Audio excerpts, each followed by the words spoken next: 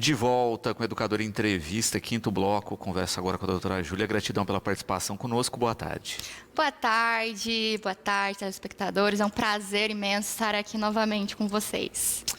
Bom, nós tivemos aí, né, estamos tendo uma cobertura grande da mídia, no caso específico da Ana Hickman, não é? Que é uma situação, né, que ganha dimensão por, de fato, ser uma pessoa famosa e etc., mas que, infelizmente, são casos que estão na rotina das brasileiras diariamente e, né, por serem pessoas comuns e etc., não ganham tamanho de destaque, não é? Mas que essa problemática da violência doméstica que continua independente de classe social, independente de formação, enfim, não é? É um problema ainda crônico no país. Com certeza. E um lado bom de tudo que está acontecendo, né? Apesar de toda a tragédia que acometeu a vida da Ana Hickman, ela optou por expor essa questão nas mídias sociais, na televisão. Isso é muito bom, de certa forma, porque encoraja as mulheres a fazerem o mesmo, a procurar seus direitos, fazer um boletim de ocorrência, pedir medida protetiva, se libertar desse casamento, dessa união estável, que só prejudica, que tem, né, os diversos abusos psicológico, físico. Então, incentivar a mulher é um dos pontos e mostrar também que isso não está somente nas classes mais baixas, que é o que a gente vê. O que eu vou falar agora é estatística. Quem é agredida no Brasil? A mulher de classe baixa negra. Essa é a mulher predominantemente vítima de violência doméstica. E aí nós temos uma atriz, apresentadora, modelo, famosa, classe alta, né? Está aí também sendo agredida pelo marido.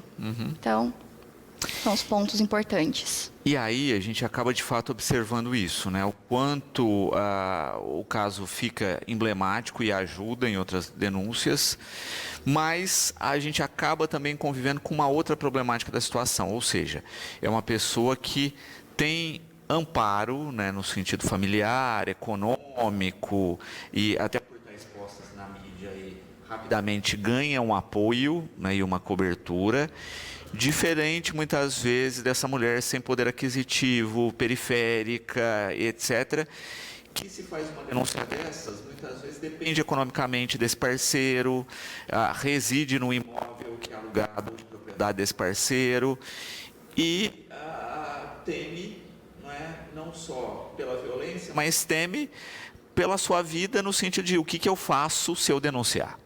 Exatamente, esse é um diferencial, né? A questão financeira. Assim como todas as outras mulheres, a Ana Hickman também está abalada psicologicamente, ela precisa de amparo, mas ela tem essa rede de apoio e a questão ela é independente financeiramente do marido, que aí é o que diferencia das demais mulheres, né? Da maioria das vítimas de violência doméstica, que tem essa dependência financeira do marido.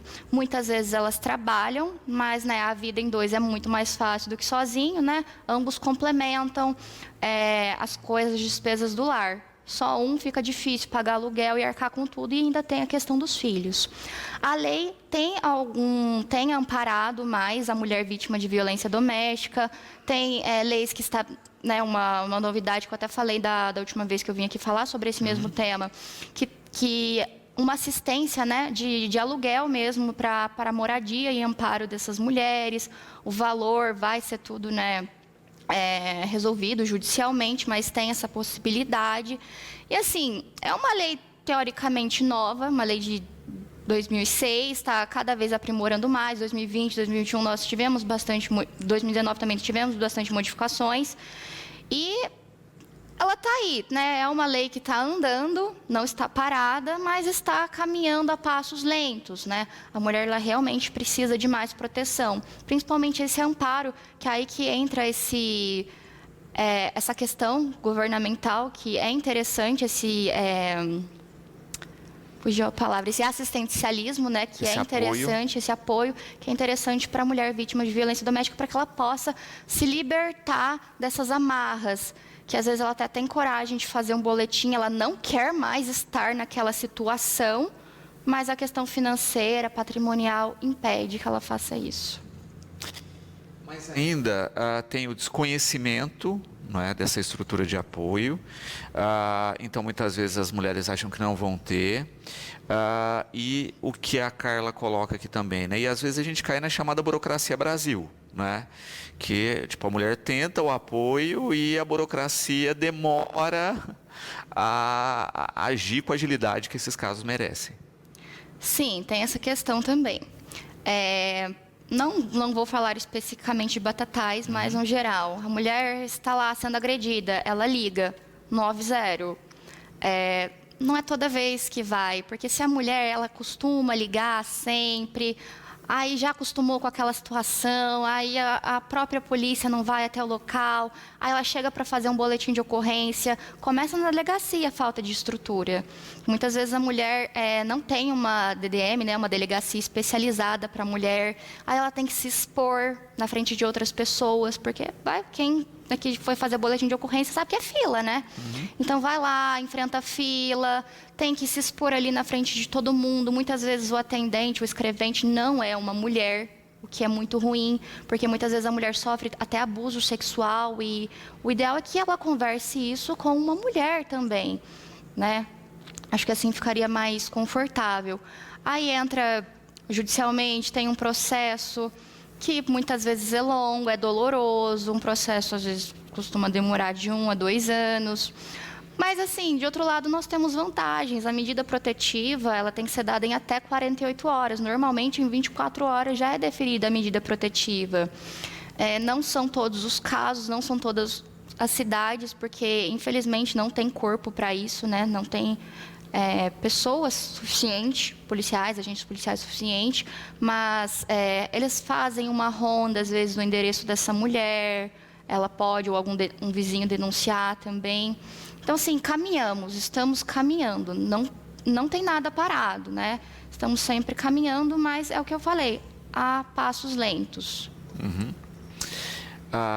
Também é importante, não é, dentro dessa evolução que a gente vê aí do passo a passo da legislação, as ferramentas legais, né? E uma coisa que se citou aí no caso da Ana Hickman foi a Maria da Penha, não é? Que leva essa mulher emblemática, não é, que foi vítima de violência, tem uma série de comorbidades em função disso.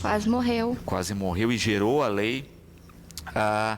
Mas a gente percebe isso, né? O quanto a lei é acessível também para todas as mulheres em caso de violência. Exatamente, para todas as mulheres.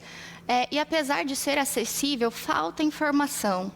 Então, eu acredito que tem que ter mais uma divulgação por parte do poder público. Eu já havia falado isso também. É muito interessante que isso comece desde a escola. Então, arrumar pessoas, especialistas, tanto advogados, psicólogos, assistentes sociais, e ir para a escola, para as escolas. Porque lá você conscientiza o aluno não só dos direitos, né, que eles têm, como a perceber o que tem em casa, orientar o pai, a mãe, dar essa orientação. Então, acredito que na escola é o melhor local para isso. E tem dia de família na escola também, chamar os pais, os familiares para essas palestras. Quanto mais conscientizar e divulgar a informação para essa mulher, né, mais evolução teremos nesses campos. E o Felipe coloca aqui, né, uma questão também, né, que assusta, né, citando aquilo que a doutora falava, da dificuldade, né, do atendimento a essas mulheres por mulheres, não é? E colocando aqui, inclusive, que a atual gestão do Estado cortou 5,2 milhões das delegacias da mulher em São Paulo, não é? Que agrava ainda mais o problema. Com certeza. É a questão da vítima continuar sendo vítima, constantemente sendo vítima. Infelizmente, em várias cidades, aqui também a gente não tem mais a DDM naquele espaço que era lá embaixo, né, da seccional. Acredito, né, ouvi uns burburinhos e que a doutora Juliana, né, está tentando mudar isso, e espero que seja realmente uma realidade, Porque para a mulher é muito difícil chegar na delegacia, que é um ambiente pesado, não é um ambiente legal. Chega lá, geralmente são homens que estão atendendo. Agora a gente tem 2 mulheres aqui, né, que atendem, 2 escrivãs, mas geralmente são homens. Então ela tem que ficar falando, detalhando o que está acontecendo, o que aconteceu dentro da casa dela, às vezes sexualmente, ter que escutar alguém te perguntando num lugar que tem 0 privacidade: você sofreu abuso sexual? Você apanhou? Quanto tempo faz que isso acontece? Então isso chega a ser humilhante para a mulher. E ela está lá sempre sendo vitimizada. Não basta o que aconteceu em casa, acontece no local que ela tem que ser amparada, ou pelo menos deveria ser amparada e protegida. A gente falando um pouquinho a respeito, não é, de violência doméstica, impulsionado aí nesse caso específico da Ana Hickman. Uma das outras coisas que tem rodado muito na mídia é que ela, não é, pediu a questão da Lei Maria da Penha e se falou muito da juíza ter negado o divórcio nesse caso especificamente, não é? E aí fica essa questão, né? Se usa Maria da Penha também para divórcio, né? O que de fato ocorreu nesse caso?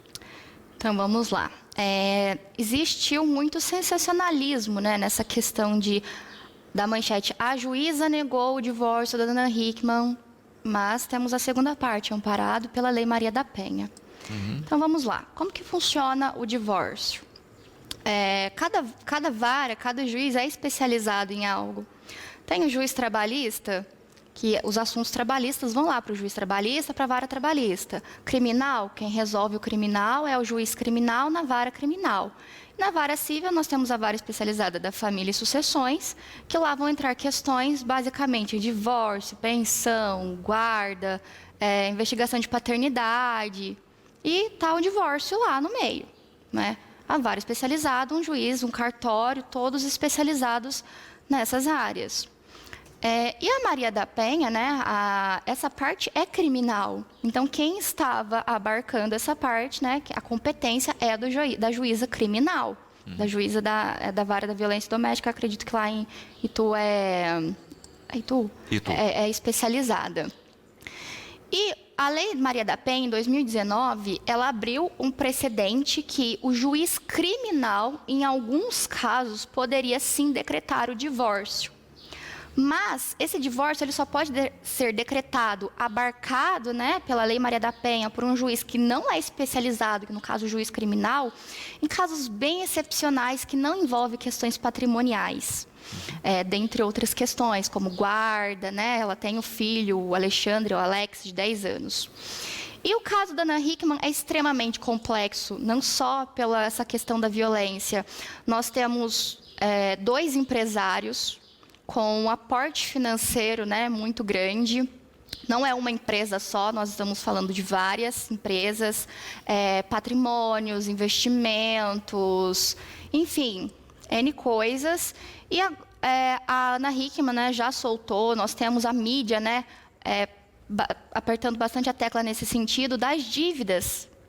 E a comunhão, quando tem um divórcio ou uma dissolução de união estável, não vai dividir entre o casal, né, a depender do regime de casamento, não vai dividir somente os bens, mas também a gente tem os ônus, divide também as dívidas. E ainda que essas dívidas estejam em nome da pessoa jurídica, né, das empresas, ou mesmo da pessoa física, né, Ana Hickman e Alexandre, é um caso bastante complexo.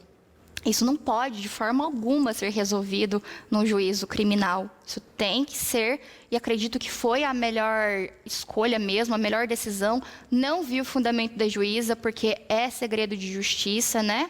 Mas acredito que o fundamento dela foi nesse sentido de se declarar incompetente para decidir a respeito do divórcio. Então, sabiamente, remeteu para o juiz da vara civil. E lá, aí sim, vai ser resolvido todas as questões. E uma coisa importante, todo mundo fala, mas o casamento, ela tem que ficar presa a esse sujeito. Gente, o casamento separou os corpos, é só é um papel, não tem que ficar preso nisso. Tudo bem que esse papel resolve muita coisa, implica em muita coisa, né? Um papel entre aspas. Mas separou, dá para continuar, né? Dá para esperar mais um pouquinho e fazer da melhor forma possível. Até porque, mesmo se tivesse feito essa separação, eles ainda têm toda essa questão burocrática relacionada aos bens e às dívidas, que não ia se resolver simplesmente decretando uma separação. Com certeza.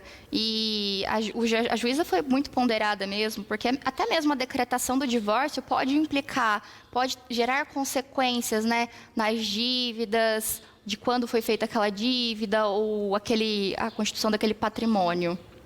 Exatamente, não é? E a gente sabe que ainda, infelizmente, vai ter um processo aí de sofrimento, não é? Sim. Em toda a questão judicial aí que envolve toda essa discussão, não é? Já tem quando envolve patrimônio, imagina quando envolve dívidas. Sim. Dentro desse processo, ainda mais com acusação de desvios, enfim, né? Isso ainda vai ter muito pano para manga. Com certeza, é um processo que vai longe ainda, mas o STJ nos dá algumas possibilidades dentro da parte civil, né, de um divórcio na área civil, de pedir antecipação do divórcio quando você entra com a ação. E, nesse caso, a própria violência doméstica, o boletim, o processo, pode respaldar que seja antecipado esse divórcio. Assim como ocorreria se o Alexandre sumisse, fosse réveil, não apresentasse contestação dentro do processo, ninguém conseguisse localizar. A Ana não poderia ficar casada com ele, né? O divórcio é um direito dela. E nesses casos seria, né, até decretado o divórcio, mas quando você entra com o processo, se cumprir alguns requisitos processuais, se o juiz não entender que precisa de novas provas, se não tem conflitos, aí pelo menos a parte do divórcio, do casamento ou da união estável, poderia sim ser decretado o divórcio antecipadamente ou a dissolução da união estável.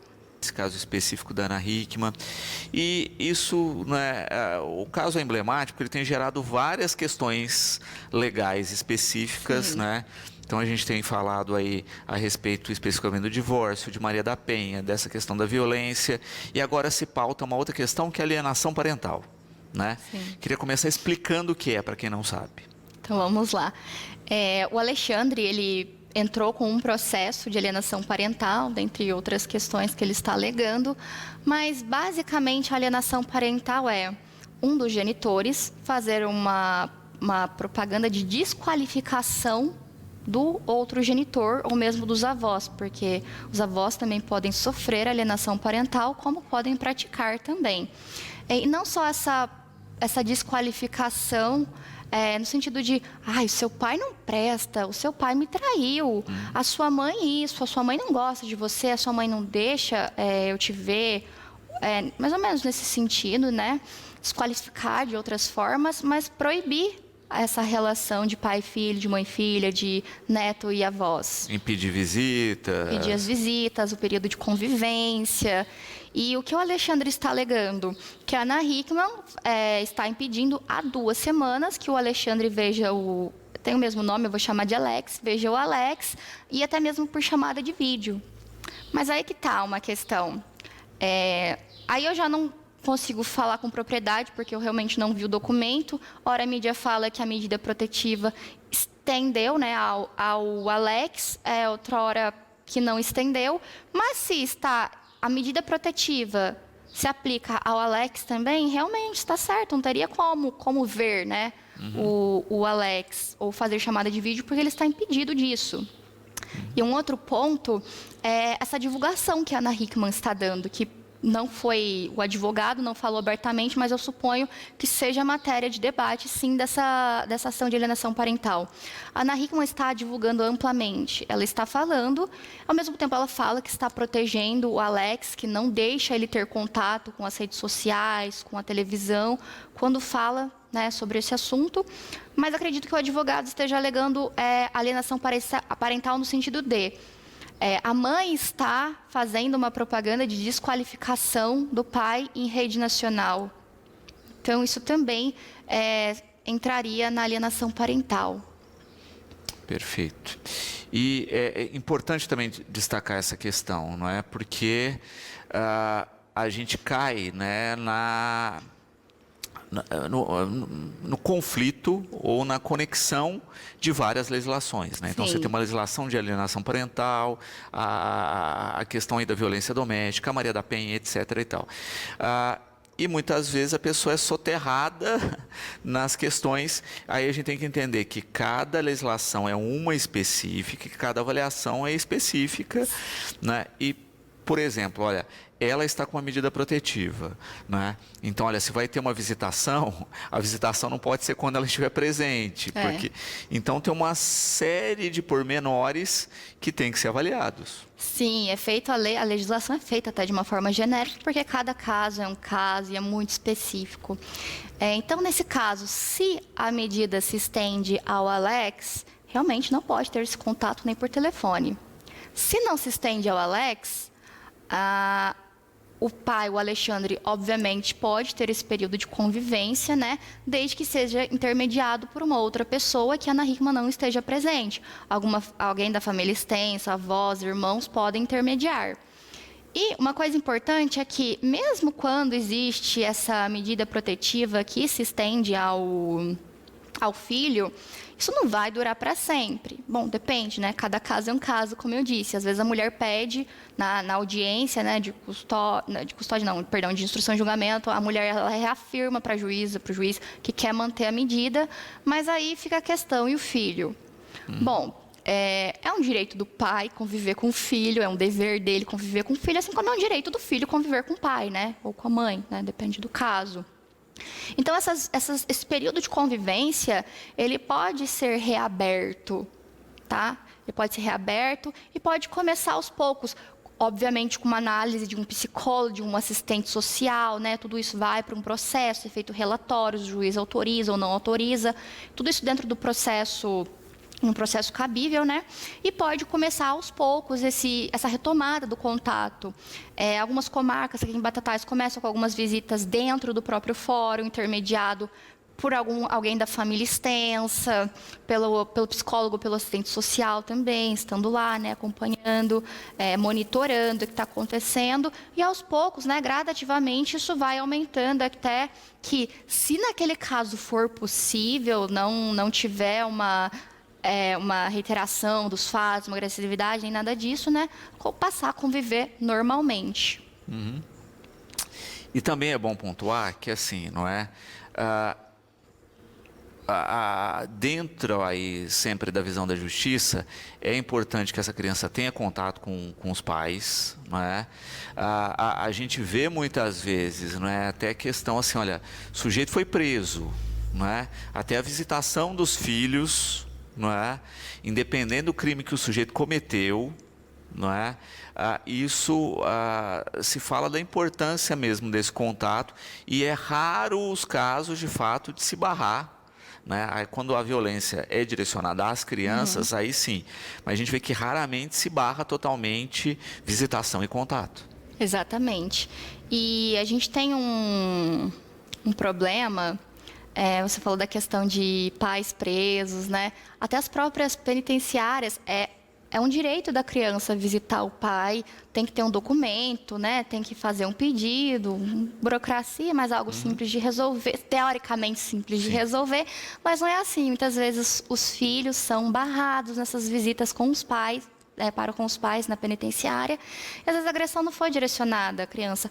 Óbvio que tem que ter um estudo biopsicossocial, né? Tem que ter um estudo realizado com muita criteriosidade, muito cuidado a respeito, mas é um direito. E aí cai na alienação parental, quando, né, é praticado pelo pai ou pela mãe, ou uma alienação que às vezes o próprio Estado, alienação entre aspas, né, que o próprio Estado acaba empurrando para esse pai ou essa mãe. Para encerrar, né, falar um pouquinho a respeito de uma questão específica que a gente até falava no intervalo, do pedido do advogado Alexandre aí de cancelar, não é, esse impedimento de contato, justamente porque os dois trabalham e têm uma empresa em comum. Como é que está essa discussão? Ele não justificou exatamente o porquê, né, que ele quer, que ele está pedindo a revogação. Ora, eu vejo notícias falando revogação total, ora revogação parcial da protetiva. O que é protetiva? Afastamento do lar, proibição de chegar a determinados metros de distância da vítima. E aí nós temos a seguinte questão. Casa da Ana Hickman e do Alexandre. Lá o Alexandre não pode entrar mais. Que está correto, né? O amparo para a vítima, para o filho e tudo mais. A Ana Hickman trabalha na Record. Ele não pode se aproximar da Record. Perfeito. O problema é que a Ana Hickman tem uma empresa, ou várias empresas, e o Alexandre também tem em conjunto com ela. Ambos estão no contrato social dessa empresa. E aí, como fica essa questão? Realmente eu não sei, né, processualmente, dentro dos fatos do processo, como que vai ficar essa questão, o que eles estão alegando, mas, de outro lado, o Alexandre pode ter errado, sim, mas isso não pode impedir que ele trabalhe, não pode impedir que ele frequente uma empresa que também é dele. Afinal de contas, é de lá que ele, né, teoricamente, tira seu sustento. Então, acredito que seja nesse ponto que eles estão pedindo a revogação da medida protetiva. Acredito que o pedido seja até parcial, porque, apesar do começo, né, o Alexandre estar negando os fatos, depois ele acabou assumindo, né, que realmente foi um fato esporádico, mas que ele cometeu. Então, aí, acredito que a revogação total não vai ser concedida, mas pode sim, e a depender da situação, né, de uma análise criteriosa, tipo, ele precisa mesmo estar lá, ele frequentava esse local, realmente é o local de trabalho dele, é de lá que ele tira o sustento dele. Então, se tudo isso for apurado e for uma resposta positiva para todas essas perguntas, deve sim ser revogado, né, parcialmente, para que ele possa continuar trabalhando, né? Não é porque ele cometeu um crime, um delito, que ele errou, longe disso, de defender ele, né? Jamais faria isso, mas ele tem os direitos dele e esses direitos, né, têm que prevalecer também. Doutora, quero agradecer aqui a participação sempre aqui conosco, deixar sempre o espaço à disposição. Acho que a gente vai voltar a falar dessas questões, desses casos, não é? Justamente porque são emblemáticos, mas eu acho que servem de modelo aí para espelhar outras mulheres que vivenciam essas violências, e a gente agradece sempre a participação. Eu que agradeço a participação, espero que muitas mulheres, né, estejam assistindo e não se culpem, não sintam receio de ir atrás da justiça, vão atrás, se informem, vejam quais são os direitos e persigam esses direitos até o final. Não é fácil, mas vai até o final, porque vocês merecem.